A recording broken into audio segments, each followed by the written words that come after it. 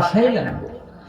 লাশ যখন কবরে নামায় আল্লাহু আকবার কে হয়, সুবহানাল্লাহ কে হয়, সুবহান রাব্বিয়াল আযীম কে হয়। আল্লাহ তার হাবিব রে কত ভালোবাসে। এরে নারায়ণগঞ্জের মানুষ, এরে ২৫০০০-এর মানুষ, বিবেকের কান লাগায় শোনো, আমার ময়মনসিংহের মানুষ মারা যায়, এই ২৫০০০-এর মানুষ মারা যায়।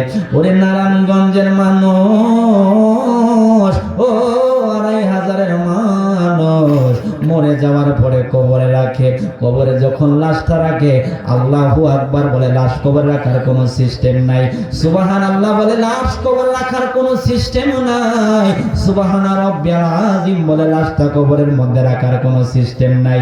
সুবহান রাব্বিয়াল আলা বলে, লাশটা কবরের মধ্যে রাখার কোনো সিস্টেম নাই।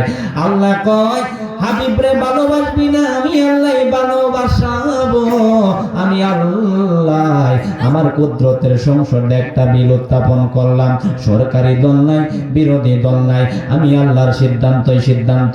লাশ যখন কবরে নামাইবি আল্লাহু আকবার বলে নামাইতে পারবি না, সুবহানাল্লাহ বলে নামাইতে পারবি না, সুবহান রাব্বিয়াল আযীম বলে নামাইতে পারবি না। লাশ যখন কবরে নামাইবি বিসমিল্লাহি ওয়া আলা মিল্লাতে রাসূলিল্লাহ, আমার নবীর মিল্লাতের উপর তোয়া লাগবে। জোরে কি আল্লাহু আকবার বলা যাবে না? আরে আমি যাব কবরেতে, কেউ তো যাবে না, ২-৩ দিন কাঁদার পরে আমায় মনে রাখবে না।